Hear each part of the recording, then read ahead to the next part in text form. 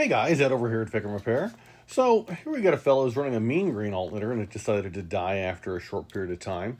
That's unusual. Mean green's alternator is actually, there's not commonly a reliability problem with it. It does not use the latest technology though. It uses granddad's technology in the windings. It doesn't use nip and denso hairpin windings. So if you look through the little vents in the front of your alternator, what you don't want to see ever is you don't want to see the copper come out in like a 1-inch bend radius and come back copper colored wire. What you want to see is you want to see gray colored wire that's square extruded, and so it goes up, over, back. And as a result, about 30% more copper goes in the stator. So like Mean Green's alternator is a 220 that does 110 at idle. Similarly, Least Neville's alternator is a 230 that does 115 at idle. Our 240 does 190 at idle. Holy buckets, right? So the problem with the Mean Green unit is that it necessitates cabling to run it because 220 amps a peak is more than the factory wiring can handle, right? But the fact that it only does 110 at idle is kind of a bummer. I mean, like our 185 amp version of this alternator, it does 130 at cold idle. And as a result of doing 130, so it actually does 20 amps more than the Mean Green without necessitating cabling. How cool is that?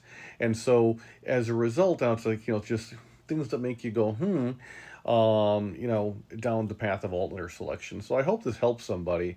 The cabling is not free, right? That's the reason the Midwest kid in me is just like, I hate to take your money that way.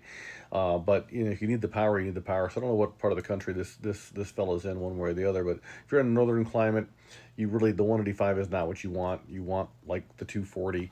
And if you're running Mean Green's alternator already, hopefully you actually have the cabling. You didn't just run it direct. If you ran it direct without any auxiliary cabling, that actually might be why that alternator died an early death. It just was pushing, and it couldn't. And so resistance is a thing, and it burns up electronics. So that might be what's going on. So take a look at our basic cable kit minimally, our deluxe cable kit ideally on the site. So you just do a search on cabling or basic or deluxe, you'll find it, and off to the races. And then think about replacing that Mean Green with this USA Diesel 240. All right. Thanks very much, FICMRepair.com. We are all in this together.